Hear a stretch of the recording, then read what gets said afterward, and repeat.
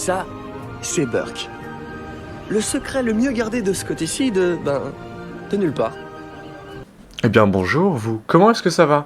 Moi ça va très bien et je suis heureux de vous accueillir aujourd'hui pour la deuxième review sur Dragon 2. Bah oui, on va continuer, pourquoi partir ailleurs tant qu'on n'a pas fait toute la saga. Et donc, commençons et perdons pas plus de temps.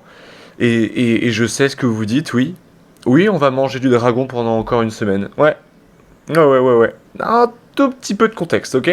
Après le succès commercial du premier film, 4 ans avant la sortie de celui-ci, DreamWorks remet Dean DeBlois aux commandes. Pourquoi est-ce que j'ai voulu prendre un accent? Me demandez pas. Mais cette fois-ci, sans Chris Sanders. Bon, en réalité, ça change pas grand-chose étant donné la qualité finale du film, mais c'est intéressant de voir que le reste de l'équipe vient d'avoir une nouvelle recrue. Nulle autre que la romancière de la série du livre, Cressida Cowell. Et c'est cool. Très très cool. Parce qu'on peut retrouver l'esprit des bases de Dragon, mais cette fois-ci officiellement dans les films. Car dans le fond, on le remarque bien, l'histoire a plutôt été remaniée, d'une certaine manière à être un tout petit peu plus artistique, et dans le fond c'est peut-être pas plus mal. On suit une trame qui reste la même que plein d'autres films, certes, mais on a cette continuité qui sort pas de nulle part. Ici c'est logique, et en fait tout le scénario est même une chose qu'on pouvait s'attendre. On se doutait que Burke n'était pas l'unique ville du monde, et on se doutait aussi que la mère d'Harold n'avait pleinement pas disparu, hein. Oui, non, c'est sûr. De toute façon, ça, c'est vraiment facile. Oui, je parle des parents qui meurent. Non, oui, non. Non, ça marche pas avec nous. Le scénario nous raconte en gros l'introduction du méchant à l'armée de dragons bancal avec le chasseur. Oh là là, si on rentre pas, on va se faire tuer par un gars qui cherche les dragons. Non, j'ai pas aimé l'intro de ce dragon. Non. Et oui, c'est vrai que le scénario ne tient pas autant en symbolique que le premier, pourtant il n'est pas nécessairement mauvais.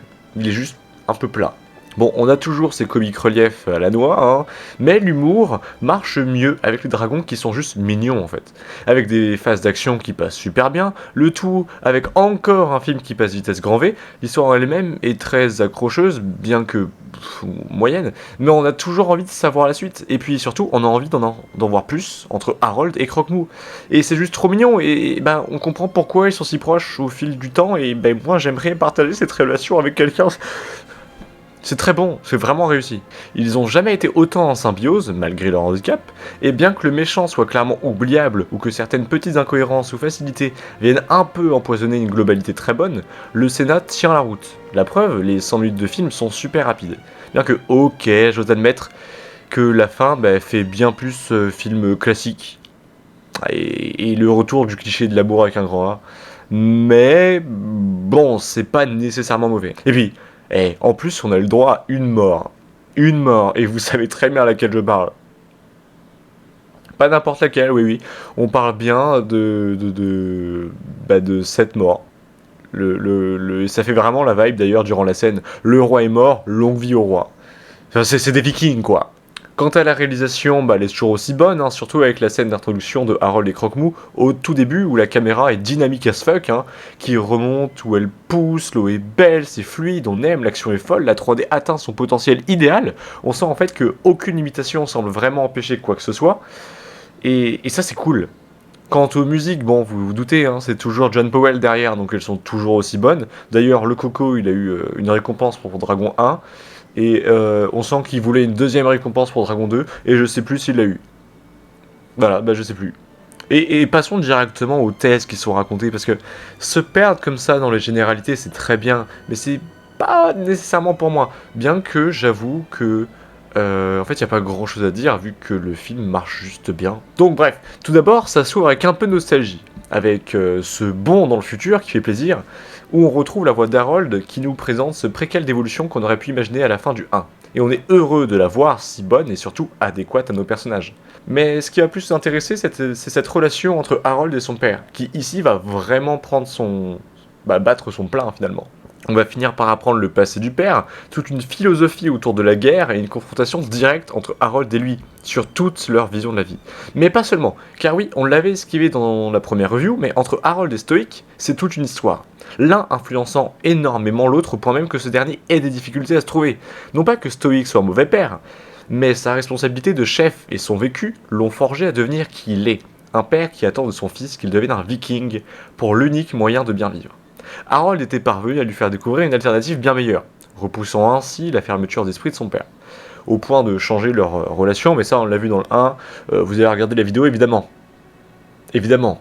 Mais dans ce Dragon 2, leur relation n'a pas bien changé. En réalité, c'est même un peu la même. Ici, Stoic ne veut pas qu'il devienne un viking, mais un chef. Et Harold, évidemment, refuse. Il se sent juste pas apte à le devenir, et honnêtement, on le comprend, vu les idiots du village. Oui, non, là, c'est des vikings, mais bien cons. Alors, avec divers morales sur comment doit être un leader, leur relation va encore appuyer sur l'affirmation de soi. Non pas cette fois par la recherche, mais par une volonté de se faire respecter sur la voie qu'on choisit.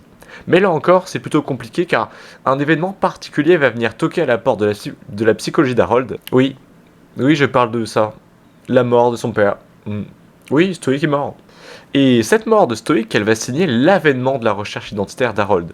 De manière certes un peu violente, hein, juste un petit peu, il a perdu son père, quoi. Comme ça, en bataille, venu de rien. Bon, ok, c'est un peu violent. Et lui rappeler ni une ni deux que, maintenant qu'il le veuille ou non, c'est un peu lui le chef. Mais il va s'admettre, enfin, que sa véritable crainte n'était pas de ne pas être à la hauteur, mais surtout, en fait, qu'il se sent juste pas capable. Pas capable de régner sur 30 clampins qui savent pas réfléchir, après avoir fait une révolution magistrale avec une implantation de dragons dans la société.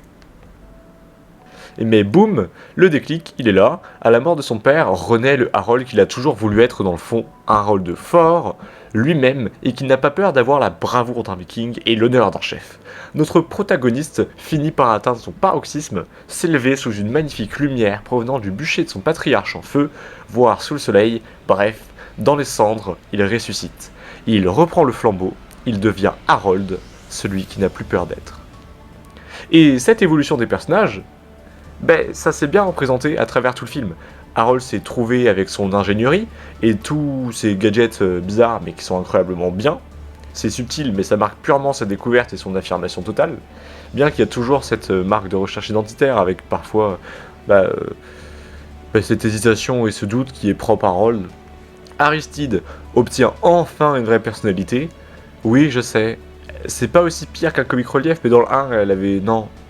Non, arrêtez, non, la nostalgie joue contre vous. Et la mère de Harold vient enfin confirmer l'identité de son fils. Oui, il a eu besoin de sa mère pour être sûr que... pour comprendre pourquoi il pouvait avoir des dons avec les dragons. Il pouvait pas l'accepter comme ça, il avait besoin de sa mère, ok? Oh, pauvre Harold. Mais le film ne raconte pas une thèse particulière.